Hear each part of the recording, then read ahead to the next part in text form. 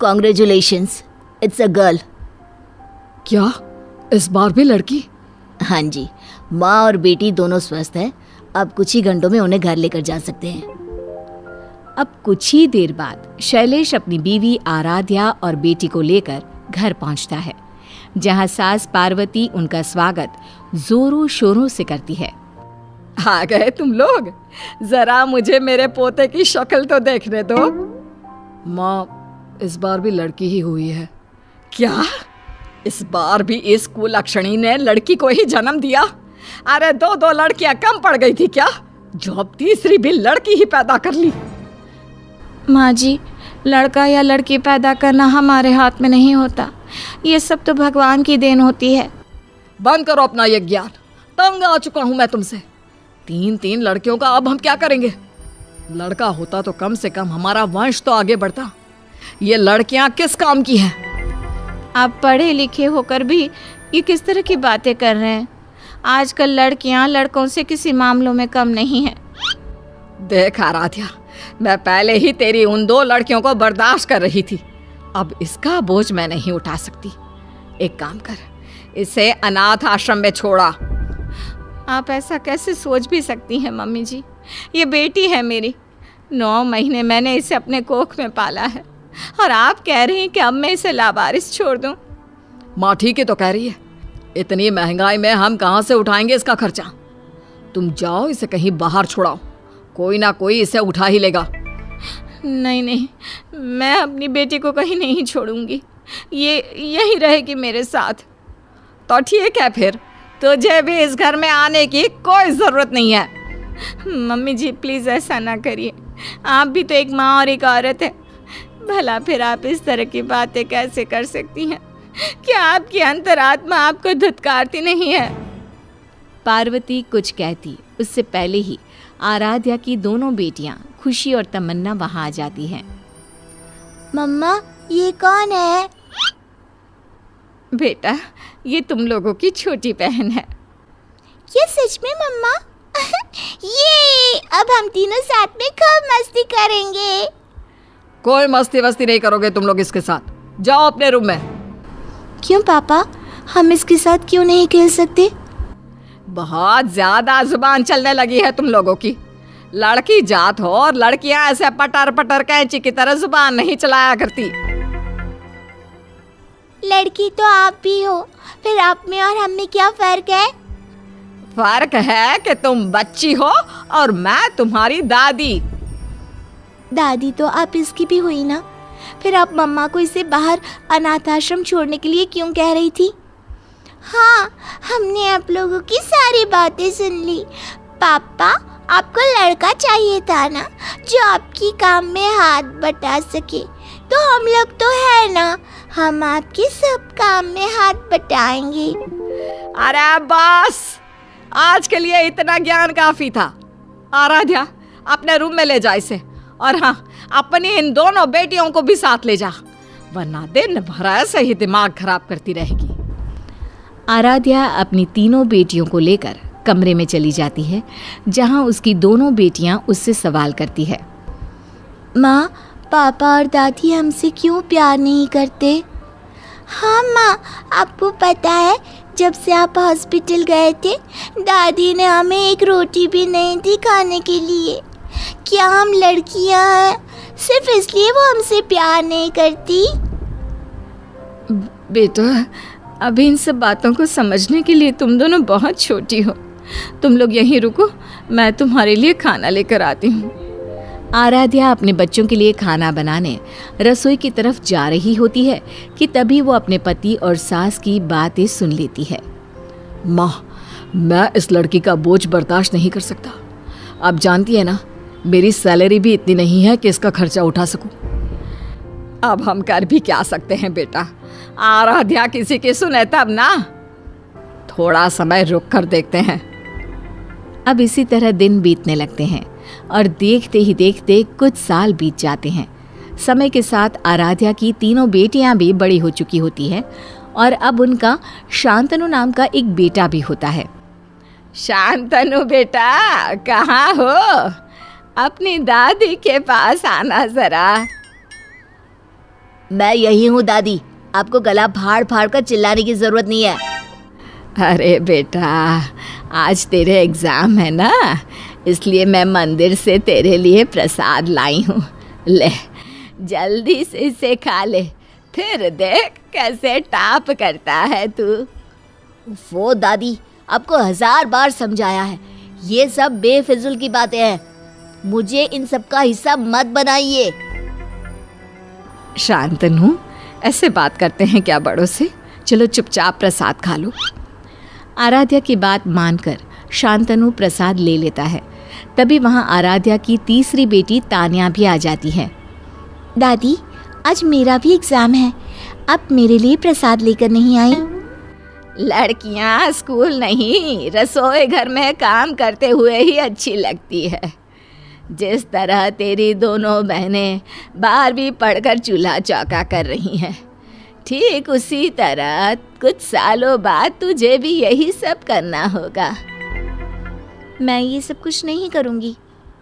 अरे वो तो भविष्य में पता चल जाएगा।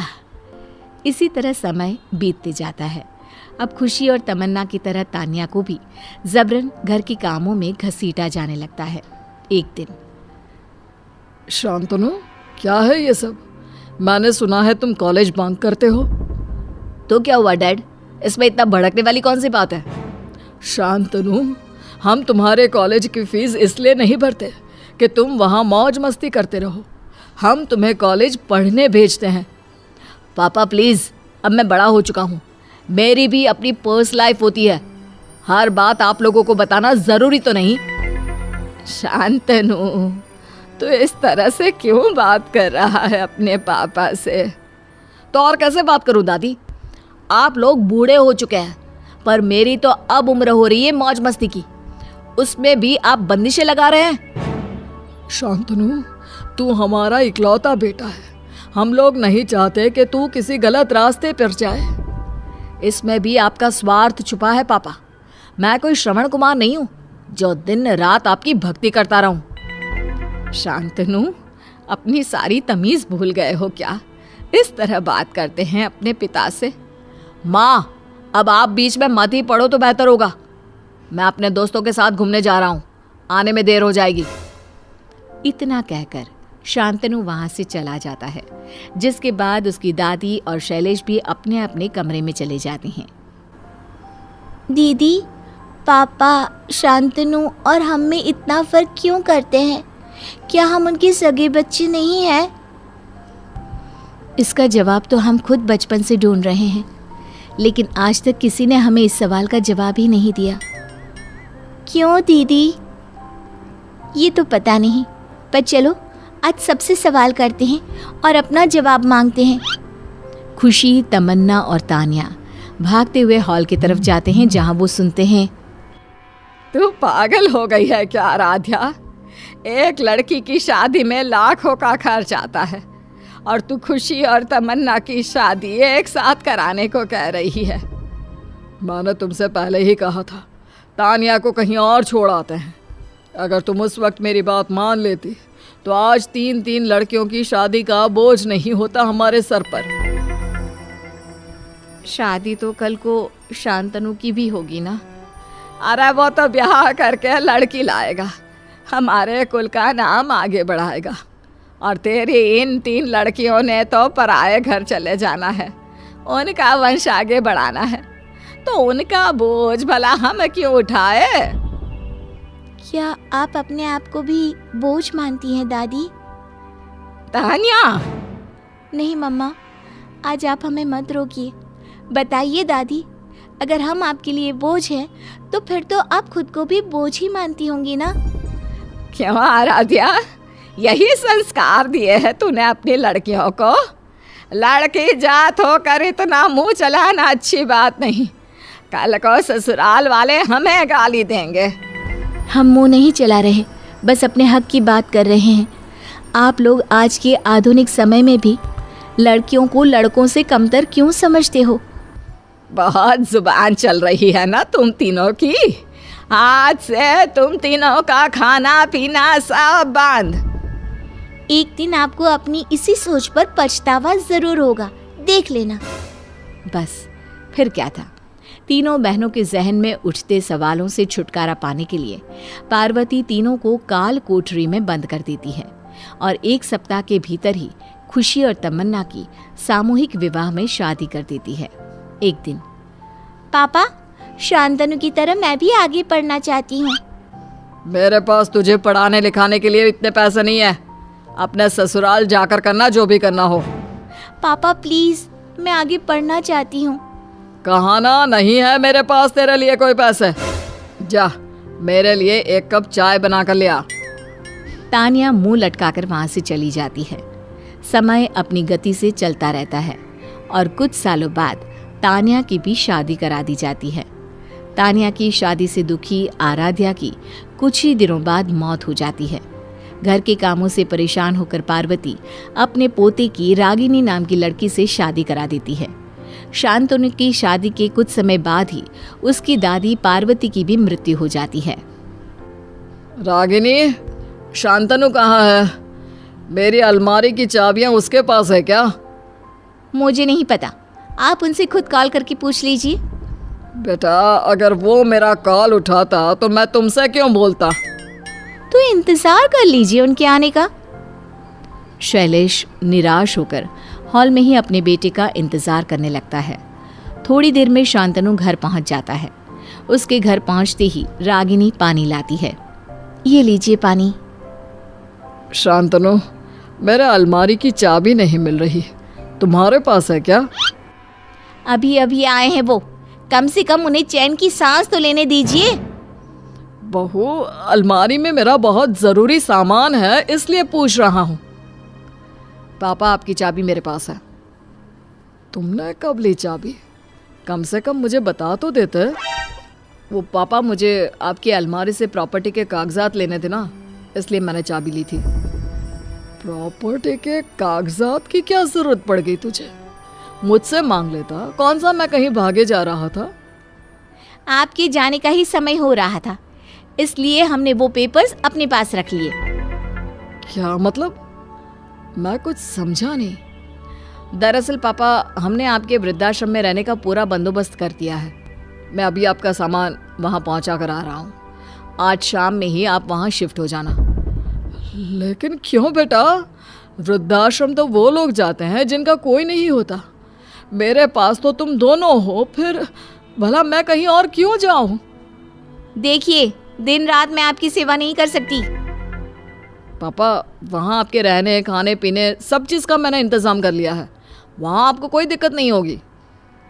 क्या ये दिन देखने के लिए मैंने तुझे पाल पोस कर बड़ा किया था? जानता है तू, तेरे पैदा होने के लिए मैंने कितनी मिन्नतें की थी, तब जाकर हुआ था तू। और आज तू मुझे ये सज़ा दे रहा है।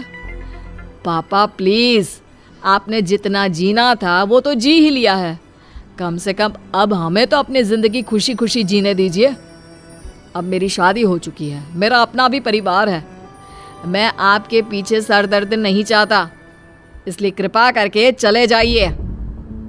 शांतनु की बातें सुनकर उसकी बाप की आंखों से आंसू बहने लगते हैं। सही मायने में आज उसे अपनी सभी गलतियों पर पछतावा होता है।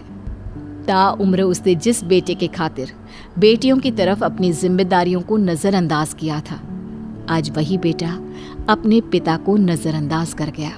छोटे शहर की रंजू की शादी बड़े शहर के रोहन से हो जाती है। रोहन की माँ बड़ी तेज होती है। देख रंजू, सारा काम आज से तू करेगी, और हाँ, दिन में मेरे पैर भी दबाएगी। जी माँ जी। रंजू घर का सारा काम करती, सास की सेवा भी करती। और सास? मैं राशन लेने जा रही हूँ, घर का सारा काम कर लेना। और हाँ, वो मिश्रा आएगा, पैसे देगा, ले लेना। कैसे पैसे सासू माँ? वो हम लोगों को पैसे क्यों देगा? चुप, ज्यादा हवलदार बनने की कोशिश ना कर।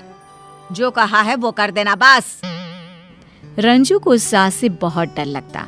छोटी उम्र में शादी, तेज तर्रार सास और पति का काम ऐसा कि आज भी बस 200 रुपये की ही दुकानदारी हुई है। न जाने कब किस्मत जागेगी। सारा दिन आप घर पर नहीं रहते, सासू माँ भी इतना गुस्सा करती हैं। कल तो मुझे मारने के लिए फूलदान भी उठा लिया था। अरे तो क्या करूं मैं? तुम जानती हो ना कि मेरा काम अभी सेटल नहीं हुआ। मकान भी माँ के नाम पर है और ऊपर से माँ की कमाई से ही तो घर चल रहा है। बहू को पति की बात पर आश्चर्य होता है। मम्मी जी की कमाई? पर वो तो सारा दिन घर पर ही रहती हैं। उनकी कैसे कमाई? हाँ, एक आदमी आया था, माँ जी को पैसा देकर गया। ये कौन से पैसे हैं जी? माँ का काम है पैसों को ब्याज पर देना। वो लोगों से ब्याज वसूलती है, वो क्या कहते हैं, इंटरेस्ट। हाँ, लेकिन ये काम तो ठीक नहीं है, इसमें तो पैसे डूब सकते हैं। अरे तुम छोड़ो ना, हमें क्या। बस तुम तो भगवान से मनाओ कि मेरा काम चल पड़े तो हम इस घर से अलग हो जाएंगे। ये शब्द सुनकर रंजू खुश हो जाती है। मैं ना वैसे भी डर डर कर जिंदगी नहीं जी सकती।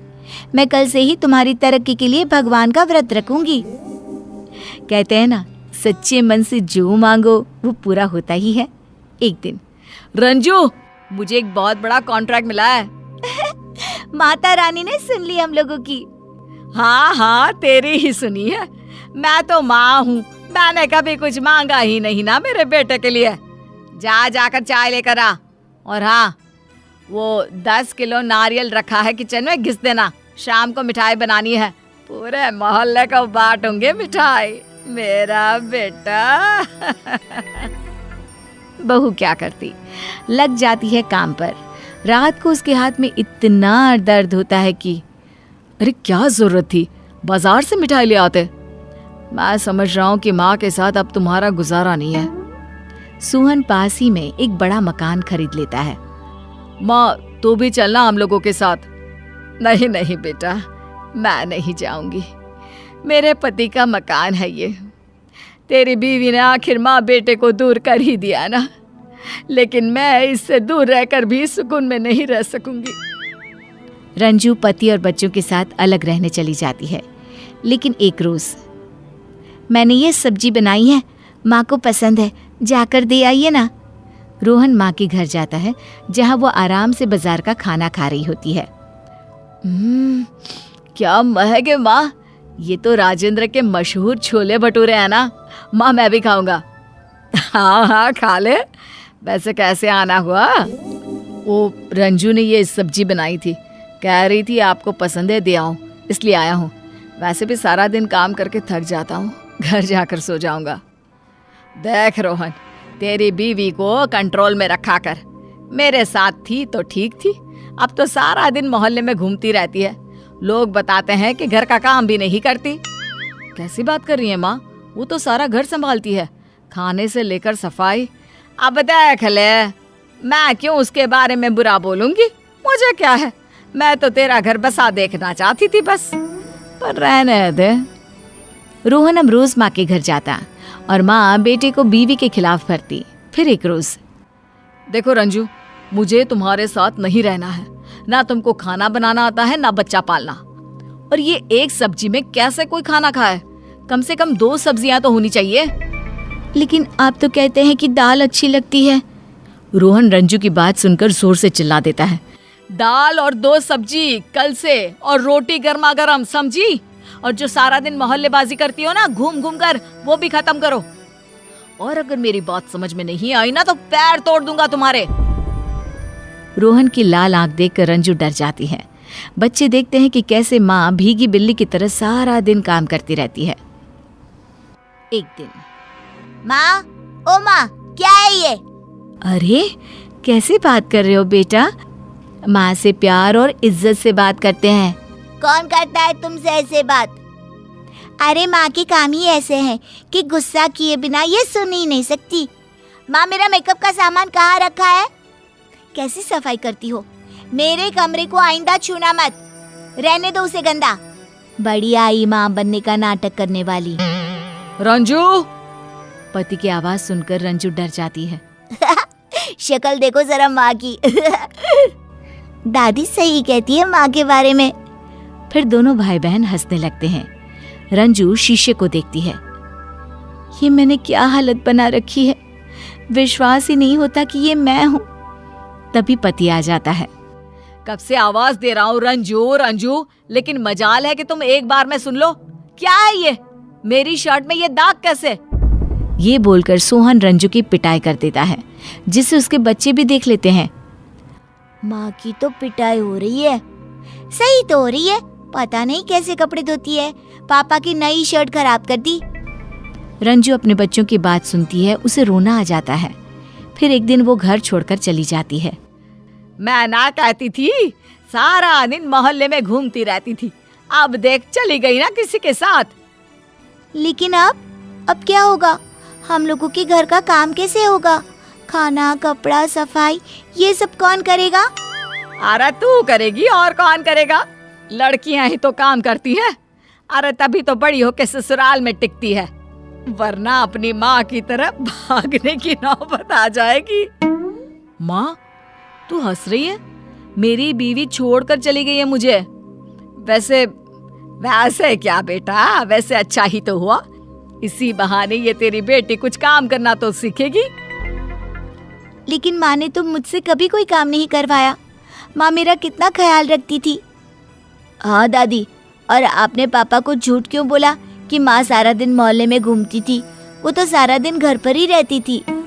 बच्चे को माँ की याद आती है कि तभी रोहन के पास एक फोन आता है। रोहन फोन सुनकर रख देता है। माँ, रंजू का एक्सीडेंट हो गया है, वो अस्पताल में है, मैं उसके पास जा रहा हूँ माँ। रोहन देखता है कि उसकी बीवी अस्पताल के बेड पर लेटी है। मैं जा रही हूँ, लेकिन जाते जाते ये बोलना चाहती हूँ कि मैं अब थक चुकी हूँ। मुझ में अब जिंदगी जीने की हिम्मत नहीं रही। मैं एक डरपोक बहू, डरपोक बीवी बनकर जी सकती थी, लेकिन डरपोक माँ बनकर नहीं। इतना कहते ही रंजू की आंख हमेशा के लिए बंद हो जाती है और रोहन रोता रह जाता है। आज तो मुझे कुछ न कुछ करना ही होगा, मैंने सोच लिया है। मालिनी, अगर आज इस चाल ने अपना जादू नहीं किया ना, तो फिर लानत है तुझ पर। नाश्ते पर सभी मालिनी का इंतजार करते हैं। अरे मालिनी बहू कहाँ है? आज तो नाश्ता करने के तुरंत बाद अंजलि बहू और मालिनी बहू दोनों को बहुत सारे काम करने हैं। परसों बरेली से हमारे घर मेहमान आ रहे हैं, घर की साफ सफाई करनी है, मसाले कूटने हैं, अचार बनाना है, ये वो कितने काम है। लेकिन माँ, मालिनी की तो तबीयत खराब है। क्या हुआ बड़ी बहू को? उसे बहुत तेज बुखार है। ये सुनकर सभी चिंतित हो जाते हैं। वो तुरंत मालिनी के कमरे में भागते हैं और देखते हैं कि मालिनी बिस्तर पर लेटी हुई है और माथे पर ठंडी पट्टी रखी हुई है। जेठानी जी, क्या हो गया आपको? ये बुखार? अरे ऐसा कौन सी चुस्की खा ली थी जिसके कारण बुखार आ गया? जरा देखो तो कितना तेज है। भानुमति जैसे ही मालिनी के बदन को हाथ लगाकर देखने जाती है कि उसे कितना तेज बुखार है, तभी मालिनी घबरा जाती है और वो अपने सर पर कंबल ओढ़कर अपने आप को छुपा लेती है। अब दादी, आप मुझे हाथ मत लगाइए, आप मुझसे दूर रहिए प्लीज। अरे मालिनी बहू, घबराओ मत। नहीं पापा जी, मैंने सुना है बुखार छूने से भी फैलता है और मुझे छूने पर आपका हाथ भी जल सकता है। इतना तेज और तपता बुखार आया है मुझे। अच्छा ठीक है, कोई बात नहीं। तो डॉक्टर को दिखाया तुमने? डॉक्टर? हाँ बाबूजी, ये मालिनी तो मना कर रही थी, कह रही थी कि गोली दवाइयाँ खाकर ठीक हो जाएगी, लेकिन मैं एक पति होने के नाते अपनी पत्नी को बुखार में थोड़ी छोड़ सकता हूँ, इसलिए मैंने डॉक्टर को बुलाया है, वो आते ही होंगे। क्या डॉक्टर? लेकिन तुम्हें इतनी परेशानी उठाने की क्या ज़रूरत थी? अरे मालिनी बेटा, व्हाट परेशानी? रौनक तुम्हारा हस्बैंड है तो यह तो रिस्पॉन्सिबिलिटी है, इसलिए उसने डॉक्टर को कॉल किया है यहाँ पर आने के लिए। यस भाभी, डॉक्टर जैसे ही इंजेक्शन देंगे सब ठीक हो जाएगा और आपका बुखार भी ना चुटकी बजाते ही भाग जाएगा। तभी वहाँ पर डॉक्टर आ जाते हैं और डॉक्टर को देखकर मालिनी और भी घबरा जाती है। वो अपने आप से कहती है, हे भगवान, अब मैं क्या करूं? मुझे तो कुछ समझ में नहीं आ रहा। मुझे तो 1 डिग्री तक का बुखार नहीं है। अगर इस डॉक्टर ने मेरा चेकअप किया और मेरे नकली बुखार के नाटक का राज सबके सामने आ गया तो मैं कहीं की नहीं रहूँगी। नहीं नहीं नहीं नहीं, मुझे कुछ करना होगा। मालिनी कुछ सोच।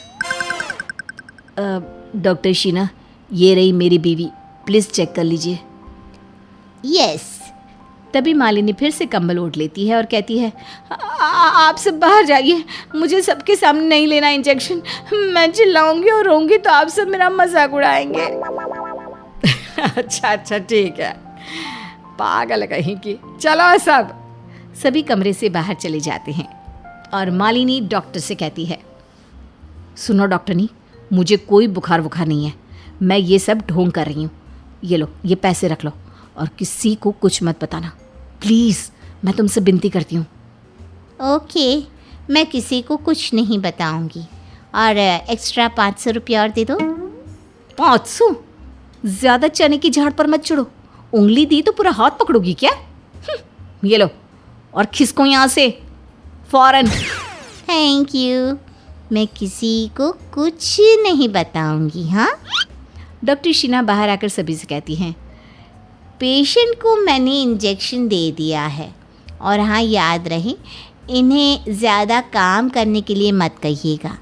जितना रेस्ट करेंगी उतना जल्दी सेहत चुस्त और दुरुस्त हो जाएगी। अच्छा ठीक है डॉक्टर शीना। मालिनी अपने कमरे में आराम कर रही होती है, वहीं बाहर रुक्मिणी परेशान हो जाती है। अब ये मालिनी बहू तो बिस्तर पकड़ कर बैठ गई और हमारे बरेली वाले मेहमान आने वाले हैं। इतने कम समय में हम क्या कर पाएंगे? अकेली अंजलि बहू से सारा काम कैसे होगा? हम भी हाथ नहीं बटा सकते क्योंकि हमारे पैर और हाथ दोनों की हड्डियां ज़्यादा काम करने से दर्द करने लगती है। माँ जी, आप ज़रा भी चिंता मत करिए, मैं हूँ ना। 1-2 दिन के लिए मैं सारा काम तो कर ही सकती हूँ। जेठानी जी की जगह मुझे किसी और की ज़रूरत नहीं है। आप प्लीज़ फिक्र मत कीजिए, मैं कर लूँगी सारा काम, विश्वास कीजिए मेरा। अरे लेकिन अंजलि बहू। ओफो माँ जी, मैं कह रही हूँ ना। अब जब छोटी बहू कह रही है तो मान लेना उसका कहना। ठीक है अंजलि बहू, अब तुम इतना कह रही हो तो मैं कैसे तुम्हें रोक सकती हूँ। अंजलि सारा काम करना शुरू कर देती है। वो साफ सफाई से लेकर रसोई का काम खुद अकेले ही करती रहती है। माँ जी से कह तो दिया कि सारा काम कर लूँगी, लेकिन इतने सारे काम को करने के बाद कहीं मैं भी जेठानी जी की तरफ बिस्तर ना पकड़ लूँ। नहीं अंजलि, तू कर सकती है, यू कैन डू इट।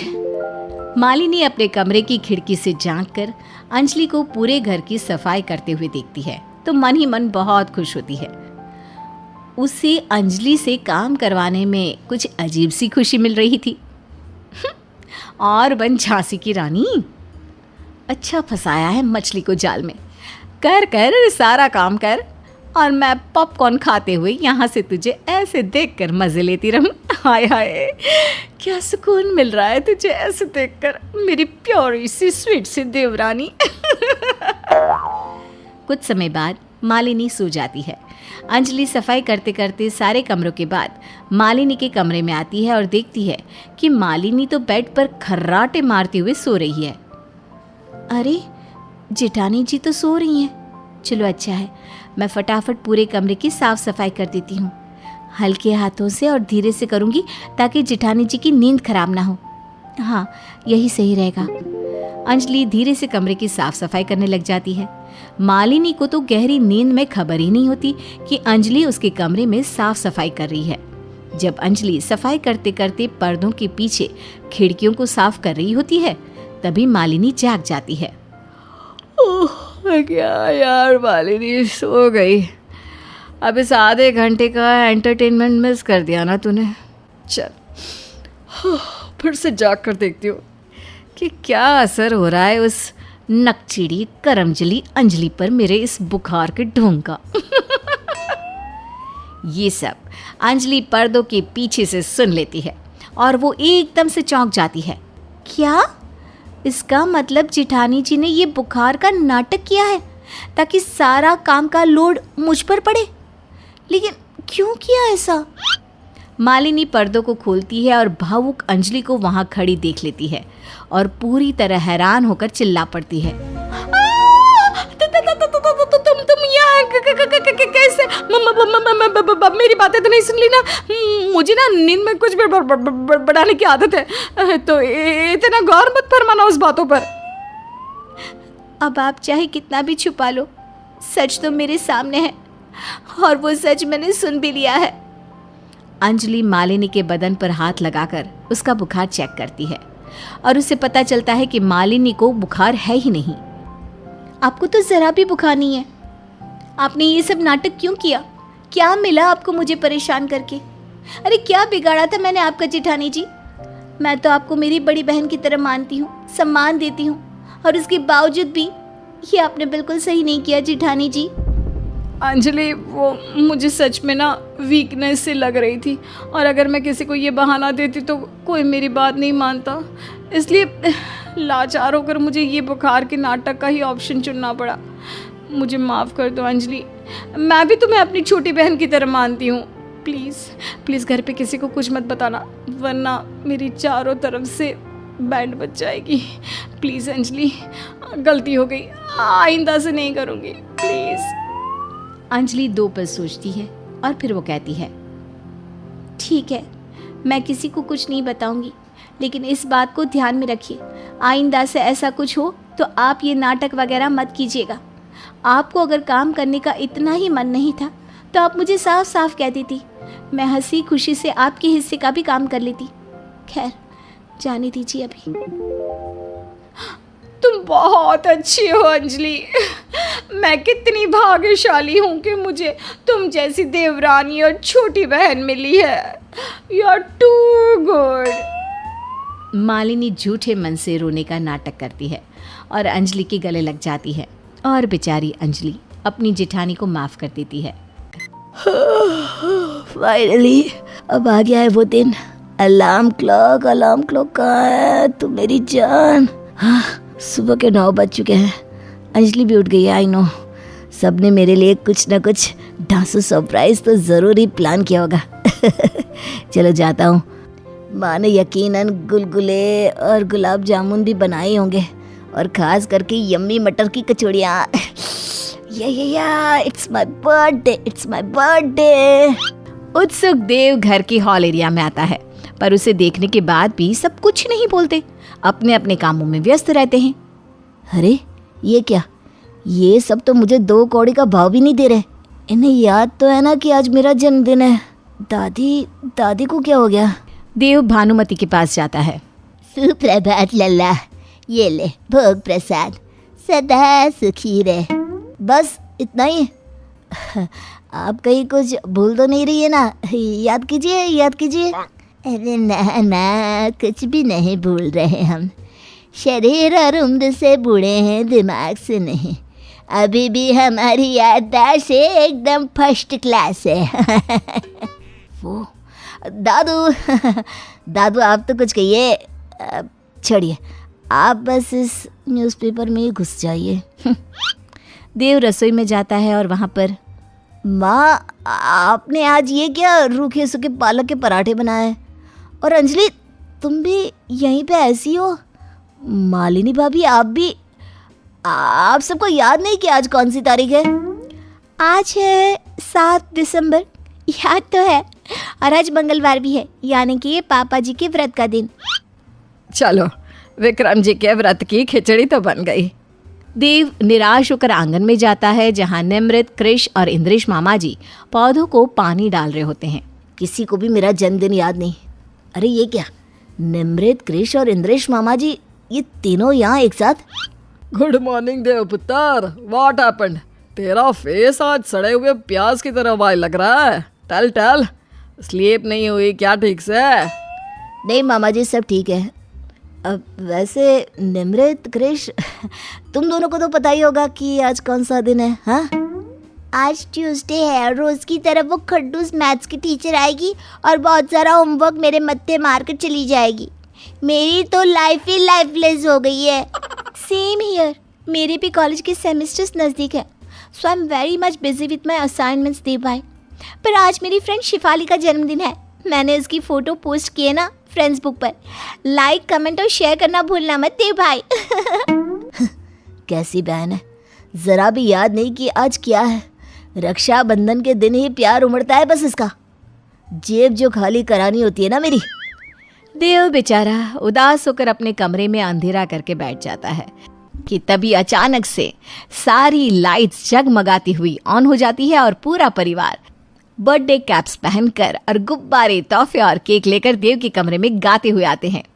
बार बार दिन ये आए, बार बार दिल ये गाए, तुम जियो हजारों साल, है हमारी ये आरज़ू। Happy birthday to you Dev भैया, हैप्पी बर्थडे टू यू।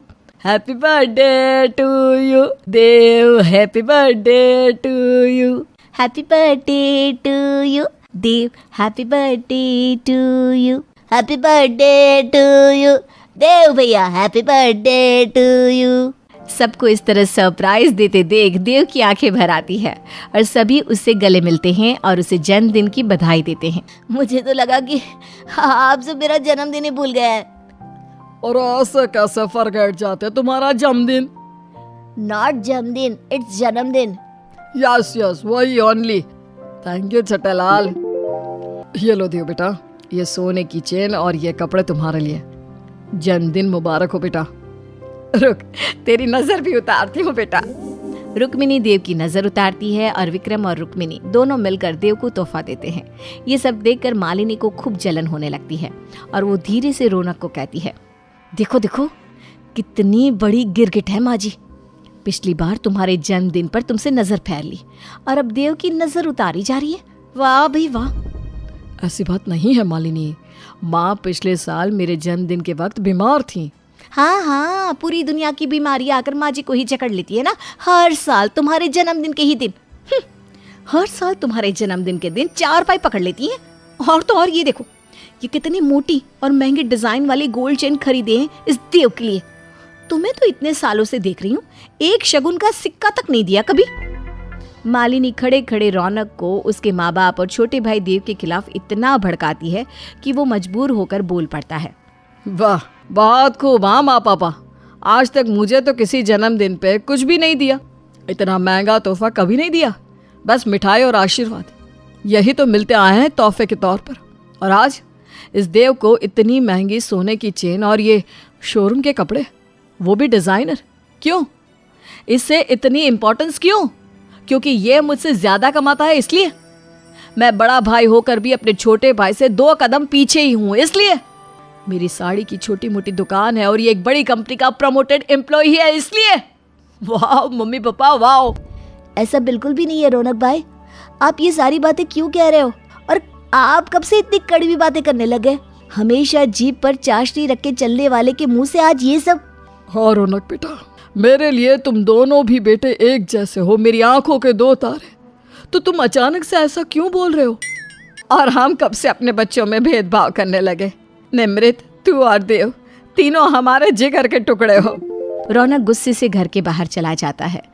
देव और पूरा परिवार उदास हो जाता है। वहीं मालिनी मन ही मन बहुत खुश हो जाती है। आखिर दोनों भाइयों में फूट डाल ही दी मैंने। बड़ा उछलता है ना ये देव और अंजलि अपने अमीरी पे। अब मनाते रहे जन्मदिन के दिन की खुशियां।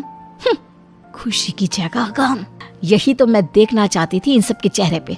अभी तो बस देवर जी देव का नंबर लगा है, जल्दी इस कलमुही देवरानी अंजलि मैडम की भी बारी आ जाएगी। बॉम्ब तो मैं फोड़ कर रहूंगी, आखिर मैं हूं ही फुल ऑन विस्फोटक। शाम होने पर सभी घर वालों को एक फोन कॉल से खबर मिलती है कि रौनक का एक पहाड़ी इलाके वाली जगह पर एक्सीडेंट हो गया है। क्या एक्सीडेंट? और वो भी रौनक भाई का? हाँ देव बेटा, मेरा रौनक। पापा। हाय राम, मैंने जो रायता फैलाया वो रायता एक जानलेवा जहर बनेगा ये तो सोचा भी नहीं था। अब मैं क्या करूंगी? हे भगवान, भला है बुरा है, लेकिन जैसा भी है मेरा पति मेरा देवता है, उसकी रक्षा करना। देव तुरंत गाड़ी निकालो। सभी अत्यंत चिंताग्रस्त होकर उस पहाड़ी इलाके वाली जगह पर पहुंचते हैं और वहां घने अंधेरे में वो सब जन्मदिन की पार्टी का सेटअप देखते हैं। रंग बिरंगी झालर वाली लाइटिंग, सजाए हुए टेबल्स, बनावटी झरने, मानो किसी ने कोई डेट नाइट रखी हो। तभी वहाँ अचानक से रौनक आ जाता है, खुशी से मुस्कुराता हुआ। रौनक भाई आप? क्यों, तुम्हें क्या लगा कि तुम्हारा रौनक भाई इतना बुरा है? अरे वो सब एक नाटक था, क्योंकि मुझे आप सबके ऐसे सरप्राइजिंग वाले शॉक्ड लुक्स जो देखने थे, और मैं एक बड़ा भाई होने के नाते तेरे लिए एक sort of candle light birthday party arrange करना चाहता था इस पहाड़ी जगह पर। ये वही जगह है ना भैया जहाँ हम बचपन में साइकिल चलाते चलाते आते थे और घंटों तक यहाँ बैठकर कंचे खेलते थे, और आप ना हमेशा चीटिंग करके जीतते थे। ओ तेरी, ये क्या क्लाइमेक्स है इस जन्मदिन का? दूध में नींबू निचोड़ा था उसे फट जाने देने के लिए, लेकिन यहाँ तो दूध फटने की जगह उबल भी गया और दूध की मिठाई भी बन गई। मेरी चाल फिर से उल्टी पड़ गई। नहीं, खुदेड़ी है तो बिल्कुल मालिनी गधेड़ी, अपने आप को विस्फोटक खाक समझती है। रौनक मालिनी के पास आता है और उससे कहता है, अब भी समय है, सुधर जाओ मालिनी, वरना बहुत देर हो जाएगी और तुम खुद को और इस परिवार को तो खो ही दोगी, साथ ही साथ मुझे भी खो दोगी। सबसे प्यार करना सीखो, सब मेरे अपने हैं, मेरी जॉइंट फैमिली है। इतना कहकर रौनक जाता है और फिर देव केक काटता है और पूरी चौधरी फैमिली धूमधाम से देव का जन्मदिन मनाती है और आसमान में पटाखे भी फोड़े जाते हैं। पर यहाँ मालिनी गुस्से की आग में जल रही होती है और वो अब तय कर लेती है, अब देखना, अब कोई एक सदस्य निशाने पे नहीं है, अब तो मैं सीधा इस पूरी जॉइंट फैमिली को ही अलग कर दूंगी। Just wait and watch.